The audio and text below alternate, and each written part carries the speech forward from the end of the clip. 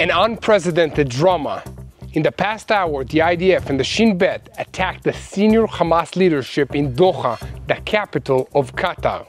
And according to footage from the scene, heavy destruction and columns of smoke can be seen rising in the area of the building that was struck. In a joint statement from the IDF and the Shin Bet, it was said, the IDF and the Shin Bet via the Air Force carried out a short time ago a focused strike on the top leadership of the Hamas terrorist organization. The leadership members who were attacked have led the terrorist organization's activity for years and are directly responsible for carrying out the October 7th massacre and managing the war against the State of Israel. I'm Yair Pinto, and this is your Boots on the Ground, and we uploaded all the information on this topic in a full live video before this one here on our YouTube channel TBN Israel. According to reports in the Arab media, several huge explosions occurred in Doha, the capital of the Qatar district. And at the Israeli top, there is complete silence at this stage of this event. However, an Israeli senior confirmed, "We struck the Hamas leadership in Qatar, including Khalil al-Khaya and Yair Jabrin. We are awaiting the results of the strike." There is consensus in the political and in the security leadership that, according to Palestinian reports as well, during the strike of this meeting, a meeting of Hamas leadership was taking place at that site. And the senior Hamas figure tells Al Jazeera the organization's negotiating team was attacked during a meeting in Doha that dealt with the Trump outline. The Saudi channel Al-Hadat reported that the Hamas seniors who were at the meeting in Doha are Khalil al-Khaya, Yair Jabrin, Khaled Mashal, Razi Hamad, Muhammad Darwish, Musa Abu Marzouk, and Hussam Bardan. The Prime Minister's office published in English a statement that takes full responsibility for today's action, clarifying, "We acted independently by ourselves." And according to reports, Khalil al-Khaya, the head of Hamas abroad, was eliminated in this strike. An Al Jazeera correspondent reported that the Hamas leadership is not answering phones. According to an Israeli source, the United States was updated in advance about this operation. And according to a report by Amichai Stein, Israeli officials assess that there are Hamas seniors who are terminated in the strike, but at the moment there is no confirmation. It will take time. The Qatari Foreign Ministry stated, "We condemn the cowardly Israeli strike that hit the residential places of a number of members of Hamas's political bureau in Doha." So stay with us for all the truth and all this full report about the developing events in this war between Israel and the terrorist organization Hamas. 6 Israelis were murdered and several others were wounded, 7 seriously, in a shooting attack at the Ramot Junction in northern Jerusalem on Monday morning. The terrorists who carried out this attack were from a nearby village in the Palestinian Authority administrated area north of Jerusalem, and they were neutralized by an off-duty soldier and an armed civilian, while the IDF announced that total closure of their home villages will take place. We'll bring you more details about this story. And meanwhile, the fighting around Gaza City is intensifying, and diplomatic pressure on Hamas to accept United States President Donald Trump's proposal is also growing. The IDF is also demolishing the high-rise buildings that Hamas used to direct their terror operations all over Gaza City, but Hamas is also striking the IDF.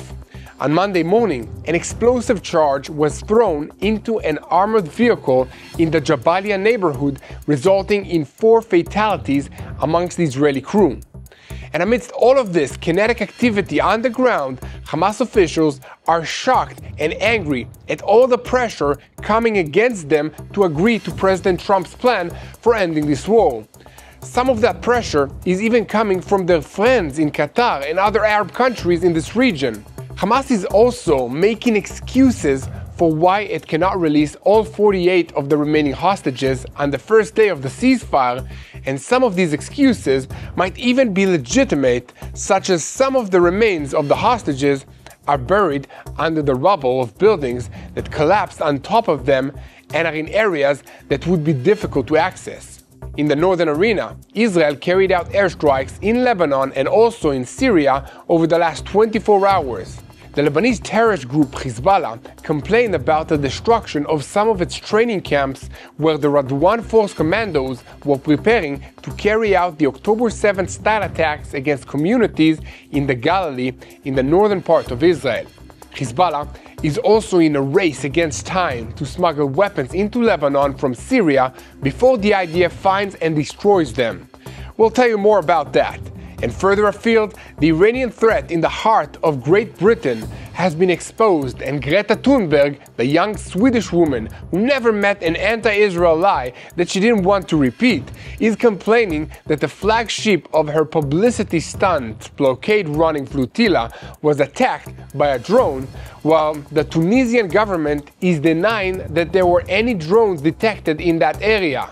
So, my guess is that Greta is looking for an excuse not to approach the coast of Gaza again, because she knows that it will be an embarrassing failure just like it was the last time. So they tried to make an explosion on their own ship and claimed that it was an Israeli drone. But this is yet to be discovered. But this is what's known as a false flag operation, and I hope that no one falls for it.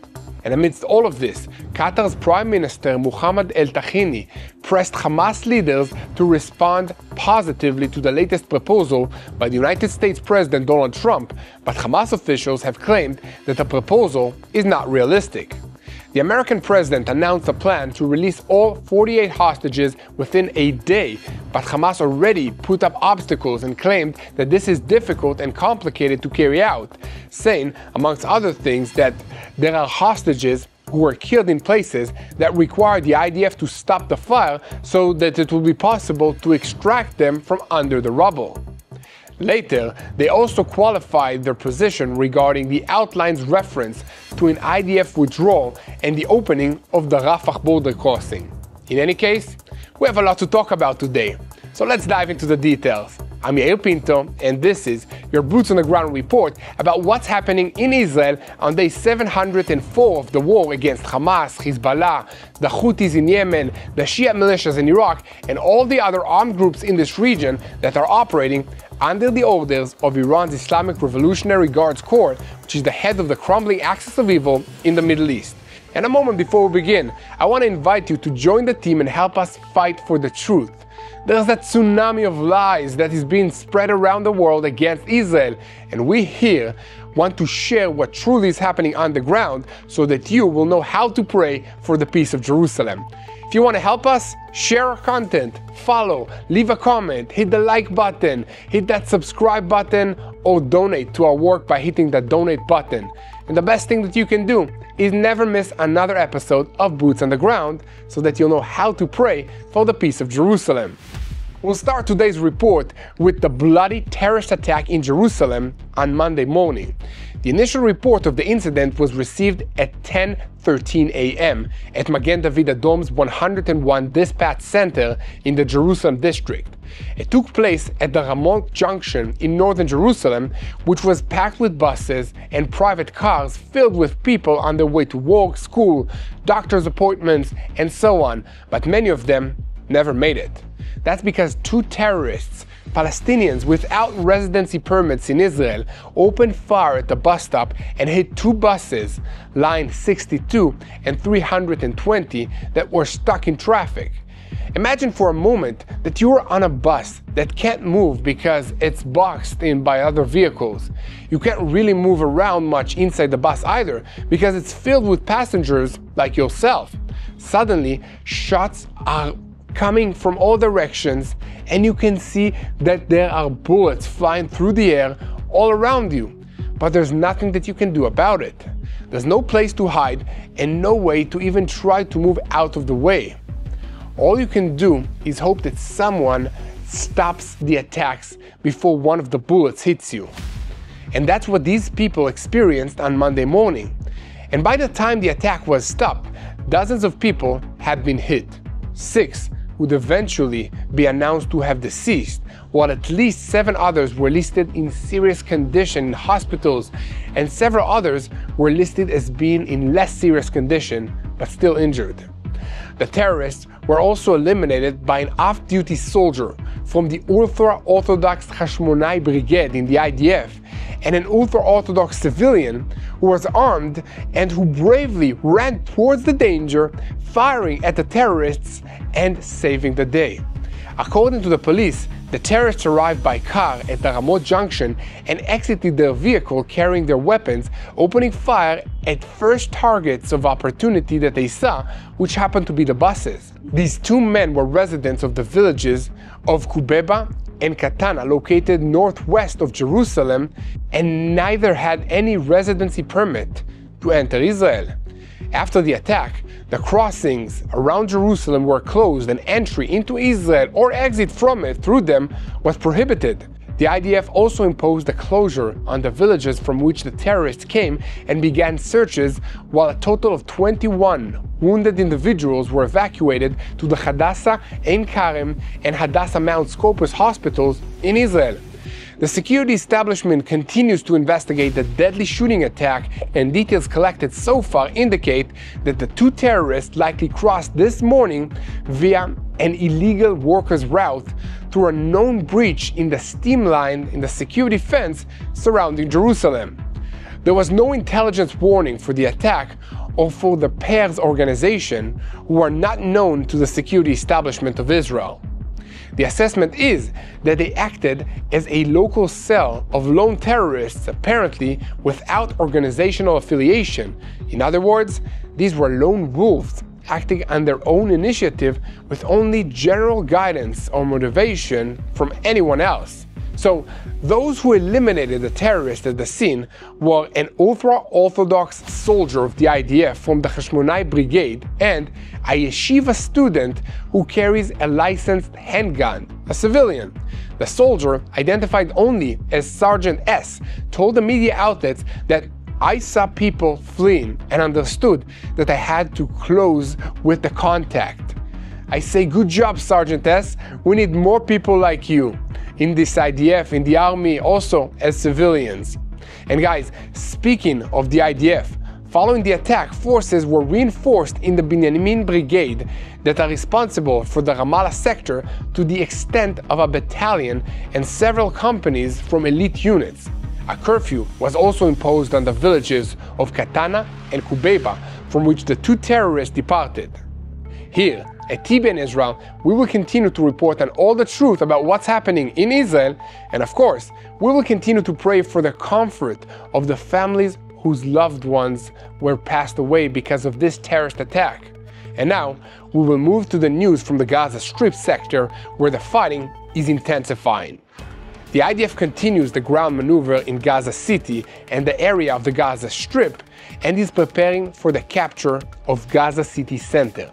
Alongside the advance of the forces on the ground, the IDF continues to strike from the air, as the IDF spokesperson in Arabic, Colonel Avichai Aderi, published an additional evacuation warning to the city's residents on Monday and detailed that anyone who's residing in blocks 786 to 783, all in tents in the area, must evacuate.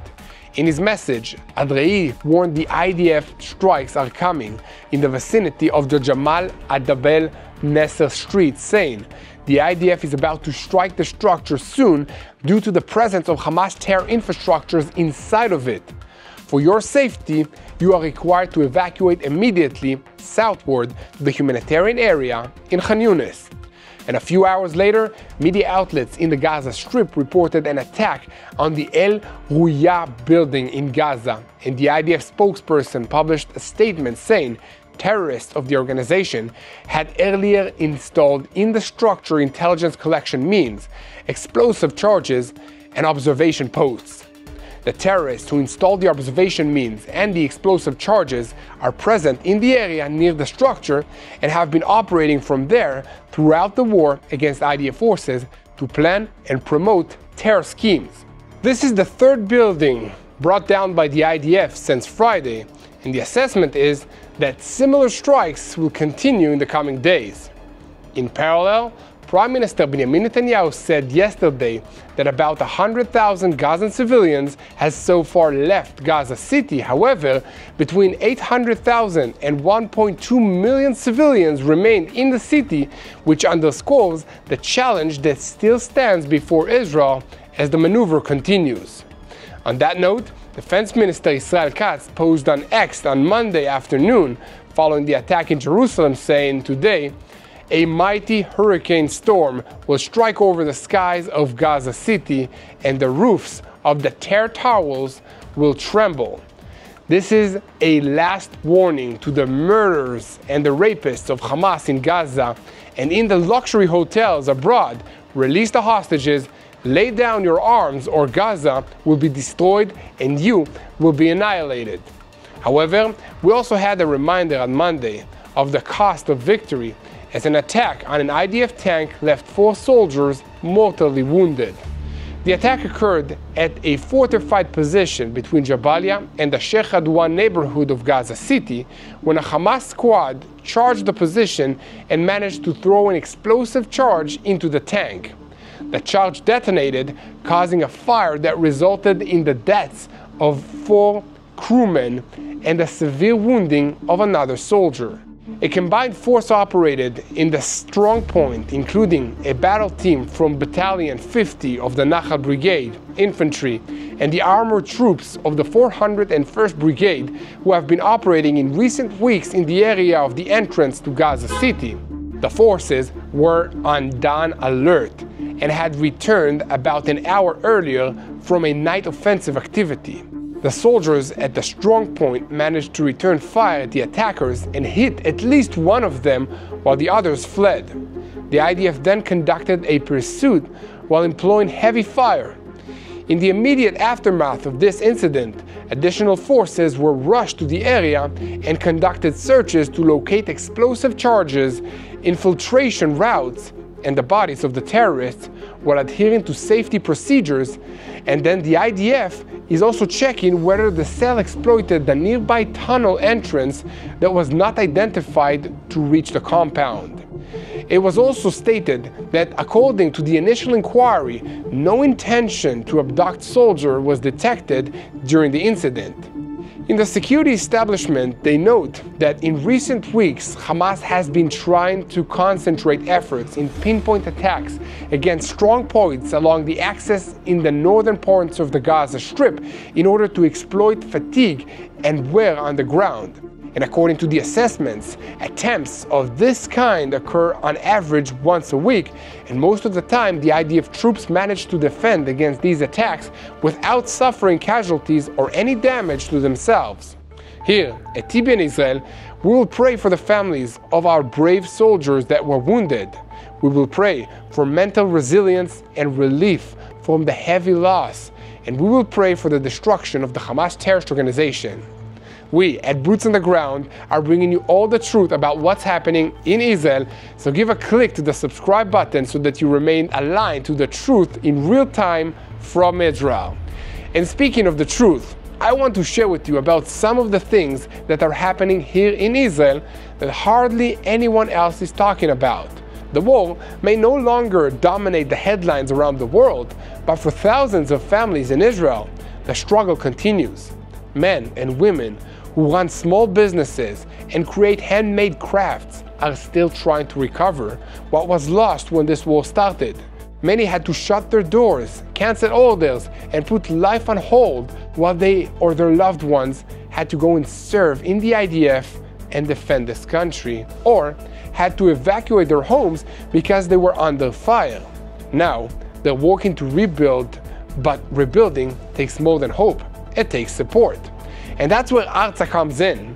Artza gives a small Israeli businesses a platform by featuring their handmade products in subscription boxes that are sent around the world. From ceramics and olive wood to spices and soaps, every item tells a story of someone trying to move forward. And every box that goes out brings income, dignity, and encouragement to people that are working hard to stand back up. So if you want to help, this is one way to do it, and also you get a piece of Israel to your house.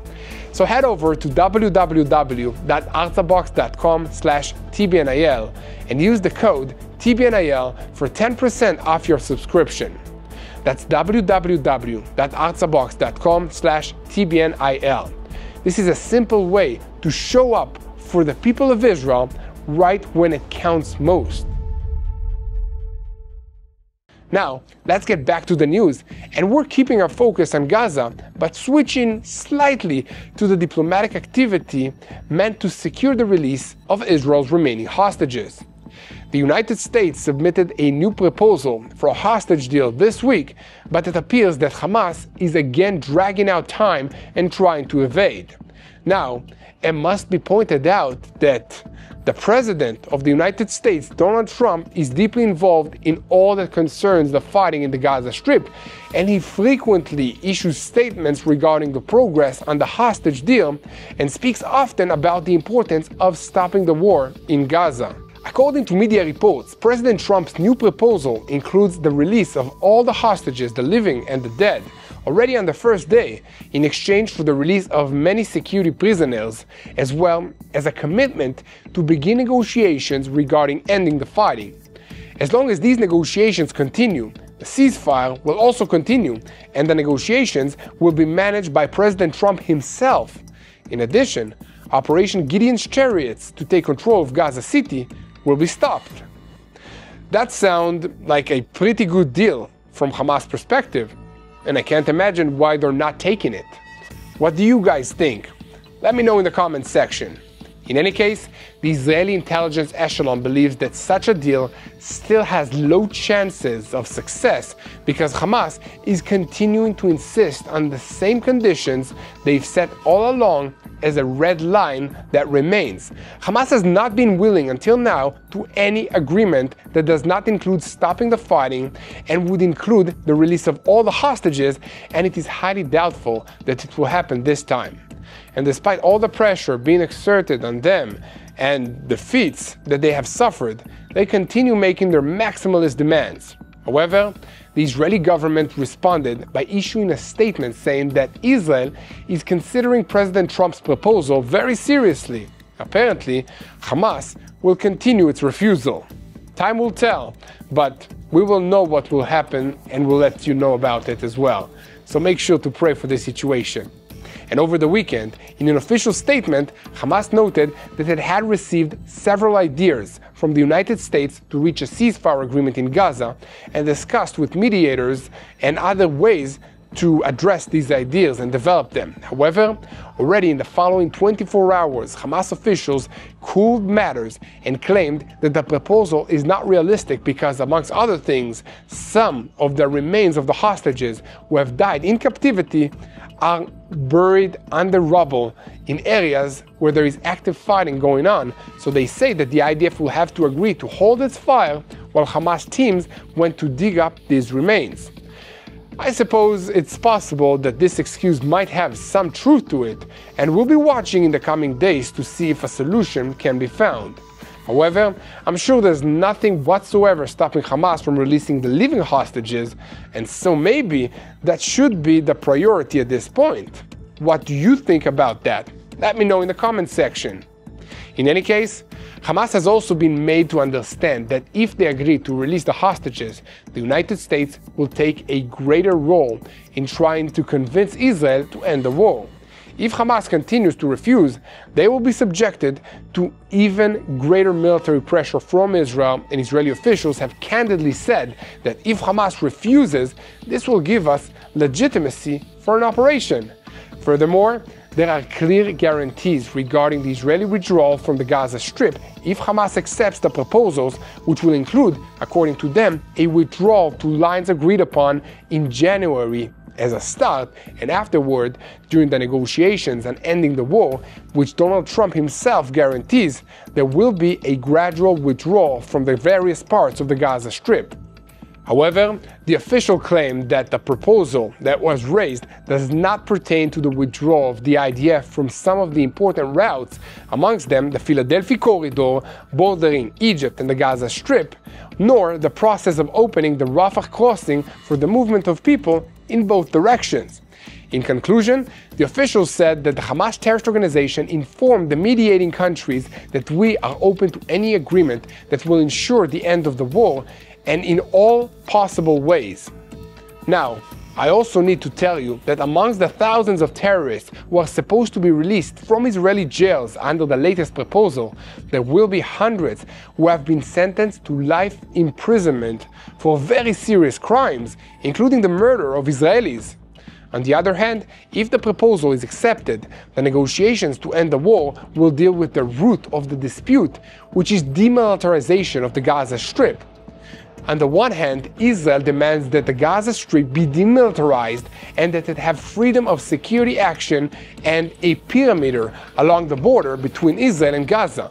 On the other hand, Hamas still demands a full withdrawal of IDF forces, and it is not likely to agree to a proposal under which it would lose its main levers of pressure on the first day of the negotiations.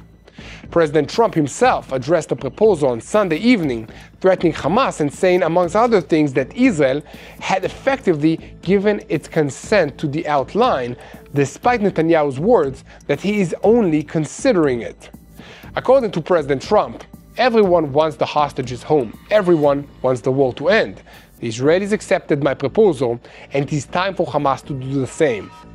I warned Hamas about the consequences if it does not agree, and this is my last warning. There will not be another warning. And now, I have a few things of my own to share about all of this. And I'm speaking here in my capacity as a private Israeli citizen. I grew up in this country, and I know these people because I'm one of them. I'm an Israeli. And with that in mind, I must tell you that the debate over how to rescue the hostages is not new, and it will never disappear. The Israeli and the Jewish ethos obligates not abandoning any kind of captive.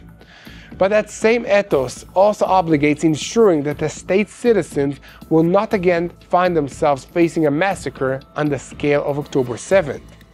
At this juncture, Israel is required to face a painful truth that another interim deal could strengthen Hamas more than it saves lives. Therefore, the war must focus on dismantling Hamas's capabilities once and for all.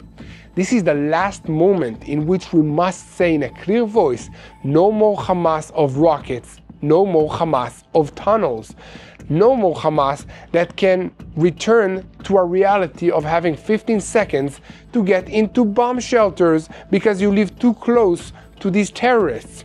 If Hamas wishes to raise its hands against us in the future, let it know that this hand that remains will be taken off and that nothing will be allowed, not even a stick or a stone.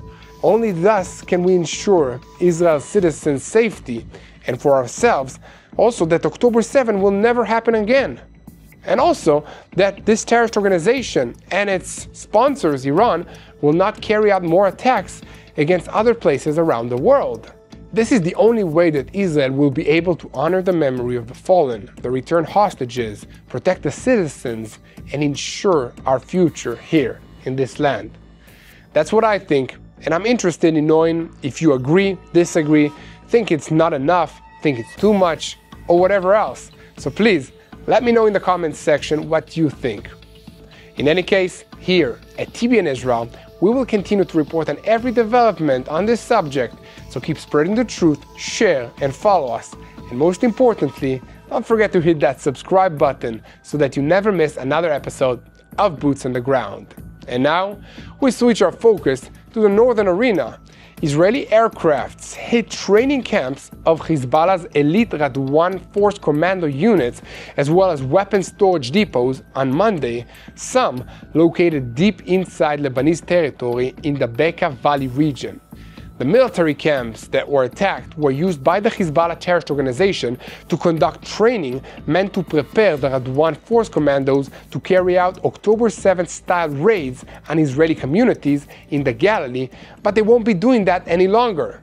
the IDF issued a statement clarifying that the storage of weapons and the conducting of military training against the State of Israel constitute a blatant violation of the understandings between Israel and Lebanon from last November's ceasefire and constitutes a threat to the State of Israel which will no longer be tolerated. And in a related story, Syrian security forces said that Hezbollah continues attempts to smuggle weapons from Syria to Lebanon, and according to a source in the Syrian Interior Ministry, forces loyal to the regime of Abu Muhammad al-Julani, more than 10 attempts to smuggle weapons into Lebanon in the last 2 months took place. The sources also revealed in conversations with the Emirati media portal Aram News that Hezbollah is mainly trying to retrieve parts of its weapons and its stockpiles and that of the pro-Iranian militias which fought alongside the Assad regime that was deposed. According to one of the officials, this stockpile is still hidden in depots and hideouts across Syria, and amongst the shipments intercepted by the Syrians, one can count Grad rockets, anti-tank missiles, and small and medium-range arms. The Syrian official added that al-Julani's forces raided many of the weapons depots and are tracking the activities of Hezbollah's smuggling network, while Israel continues to strike several other weapons depots, while some of the weapons and the equipment have not yet been discovered by Syria and by Israel, and Hezbollah is trying to recover them in a race against time. At the same time, political sources in Lebanon assess that Hezbollah's efforts to smuggle weapons from Syria is connected to the organization's challenges. Chief amongst them, the pressure for disarmament that has become an Arab regional and international consensus, alongside significant pressure from Israel and from the United States. A Syrian security source emphasized that despite control over a large part of the Syrian-Lebanon border, there are still difficulties. Part of this stems from the length of the border, which is 375 kilometers, while al-Julani has limited forces that he can deploy in this border.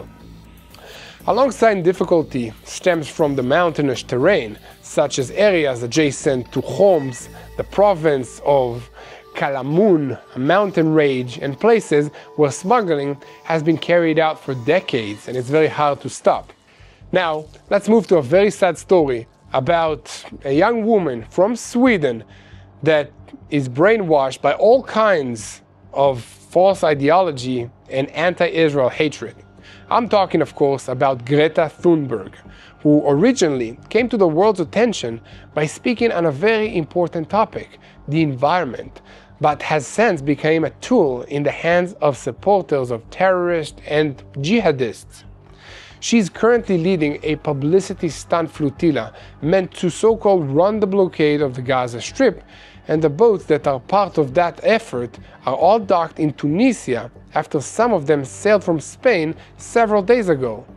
On Monday, Greta accused Israel of attempting to break up this flotilla by launching a kinetic attack on the flagship using a drone, saying one of the flotilla boats to Gaza was bombed. They want to break us, according to her. However, the Tunisian government and also the army issued a quick response saying this is not true, adding that they detected no drones in the area and that explosion on the boat was internal, not caused by any external force. In this context, I would like to point out that during the selfie yacht, the voyage earlier this summer, Greta's fellow travelers on the sailboat headed to Gaza were endlessly posting videos in which they talked about how they were afraid of being hit by an Israeli drone. This narrative was repeated over and over again by these people, almost as if they were hoping that it will happen so that they can claim that Israel was bullying them. But it never happened, for obvious reasons, and I'm pretty sure that it didn't happen this time either. It's more likely that this is what's called a false flag incident, and I hope that no one falls for it. In any case, the Gaza flotilla activists call themselves Sumud, an Arabic word meaning steadfastness or determination, which has been used for decades as one of the slogans for the Palestinian national movement and as an expression of refusal to submit to Israel. In another statement that was issued, the flotilla members claimed that the boat was damaged by fire on its deck. The activist published documentation of the damage, including videos and pictures, and the Flotilla spokesperson issued a statement saying that we accused the Israeli occupation of responsibility for the attack on the ship and the strike on the Tunisian waters. But later they admitted that the explosion was caused by a technical malfunction. So it is very important for you to understand that last part. The group itself has already admitted that there was no drone, but rather the explosion happened because of a technical malfunction on the ship.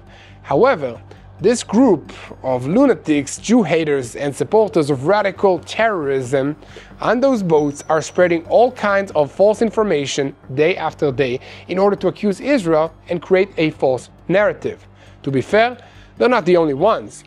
An enormous amount of money is being spent by anti-Israel activists, organizations, governments, and terrorist groups all over the world, but primarily in Qatar and Iran, and it's having an effect. Propaganda is blinding thousands of people, controlled by Islamist perception agents who work very carefully to produce hatred against the Jews and against the state of Israel, and millions of people are getting caught up in it.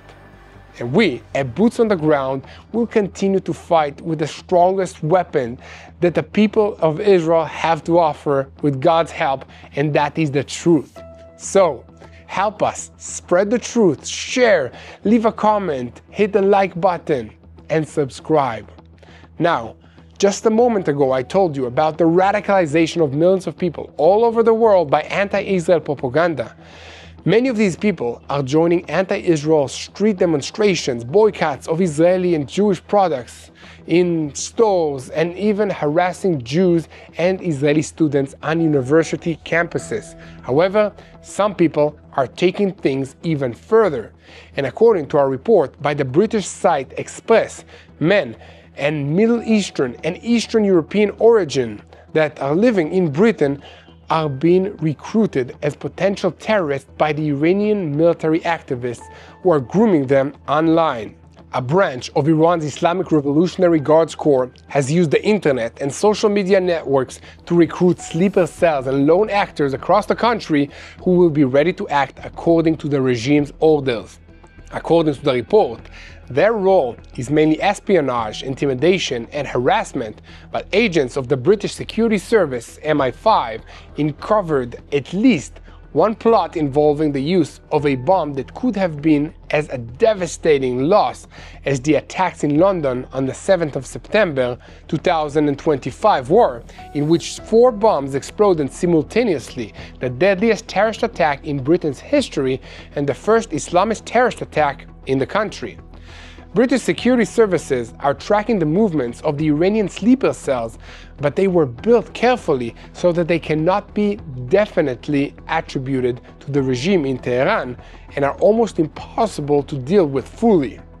And according to the report, the claims on this issue appeared shortly before one of the largest protests ever seen against the Islamic dictatorship of Ayatollah Ali Khamenei, which took place in Brussels on Saturday.